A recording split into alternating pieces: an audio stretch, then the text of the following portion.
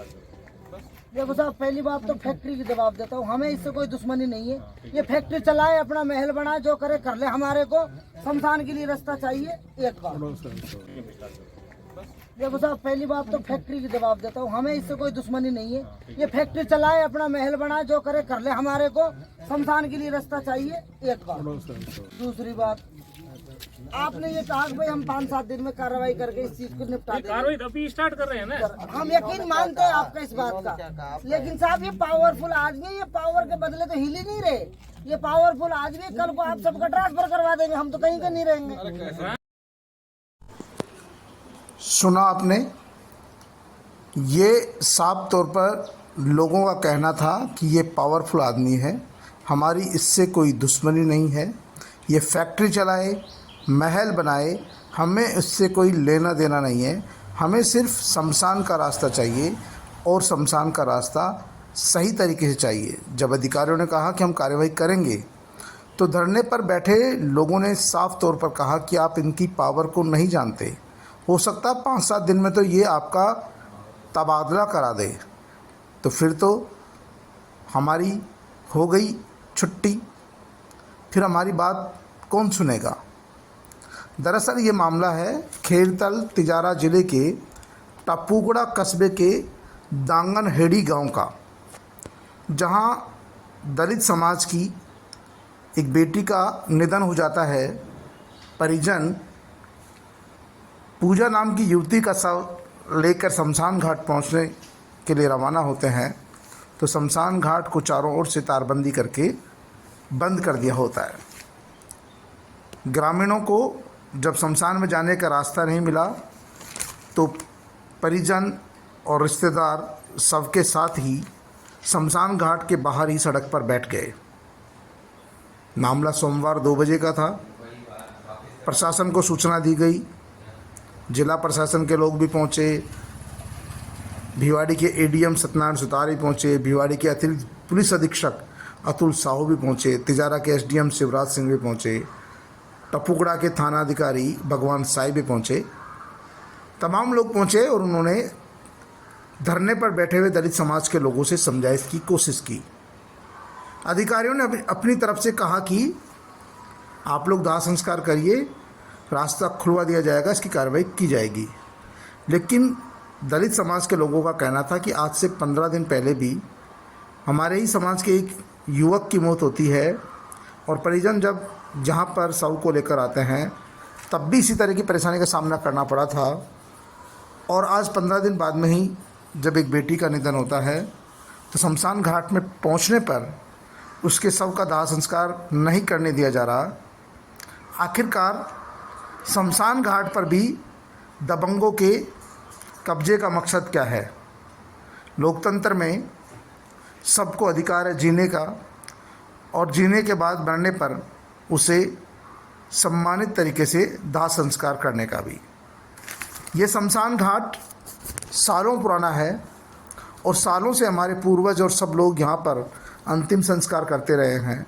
कभी किसी ने रास्ता नहीं रोका, लेकिन अब यहाँ पर कुछ दबंग लोगों ने शमशान के चारों तरफ तारबंदी कर दी है, जिससे शमशान में आने जाने का रास्ता ही बंद हो गया। दबंगों का कहना है कि हमारे खेत है, खेत में से हम नहीं जाने देंगे। आखिरकार दलित परिवार इस शमशान तक कैसे पहुँचे?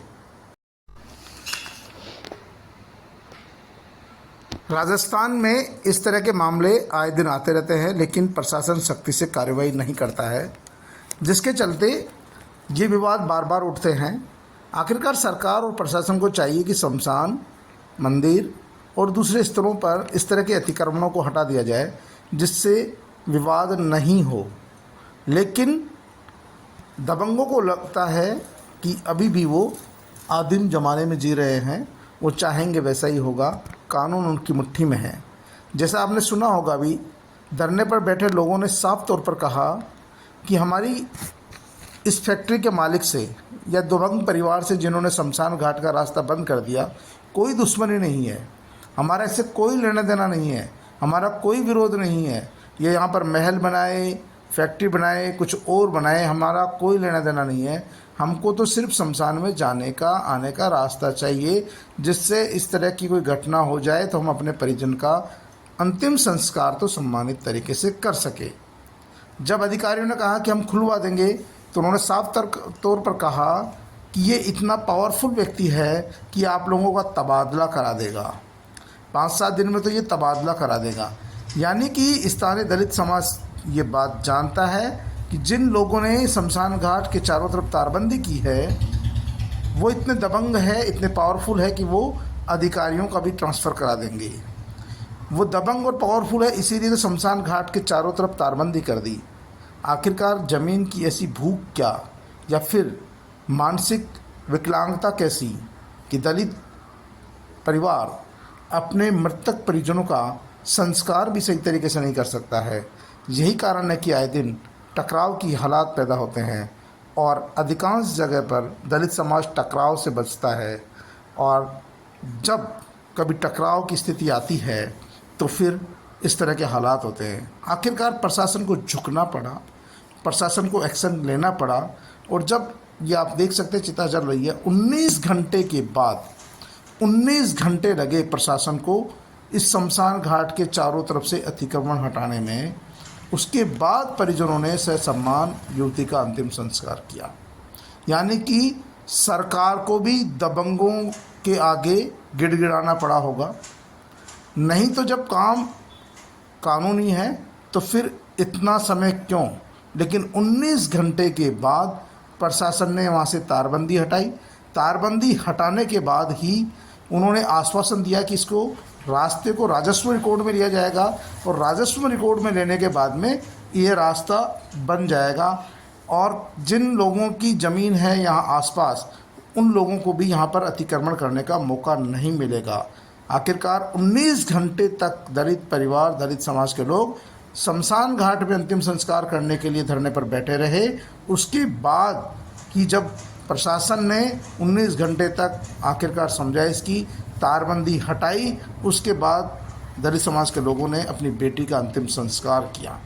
दलित समाज के लोगों का कहना था कि आखिरकार हमारे साथ ही ऐसा क्यों होता है, एक शमशान जैसी जगह पर भी हमको शांति से अपने मृतक परिजनों का अंतिम संस्कार क्यों नहीं करने दिया जाता है। समापन हो गया जी, बिल्कुल। आज सुबह समापन हो गया। प्रशासन ने हमें रास्ता दे दिया, उसके लिए पूरे प्रशासन को दिल की गहराइयों से बहुत बहुत आभार और बहुत बहुत धन्यवाद। और हमारे एससी समाज और 36 बिरादरी का और हमारे यूथ का बहुत बहुत धन्यवाद और बहुत बहुत आभार कि उनकी मेहनत रंग लाई, और हमें जो ये 2 साल से हमारा शमशान घाट का जो रास्ता रुका हुआ था, आज वो हमें मिला है, और इस आंदोलन के जरिए उस रास्ता लेने में हमें सफलता मिली। तो मृतक पूजा का अंतिम संस्कार कर दिया गया? जी, आज सुबह 8 बजे हमने अंतिम संस्कार कर दिया। रास्ता मिलने के बाद जो हमारी मांग थी, वो एक शमशान घाट का जो मुख्य रास्ता था जो रुका हुआ था, उसको रिकॉर्ड में देने की हमारी मांग थी, वो प्रशासन ने हमें दे दिया, तो हमने 8 बजे अंतिम संस्कार कर दिया। किन अधिकारियों ने आश्वासन दिया?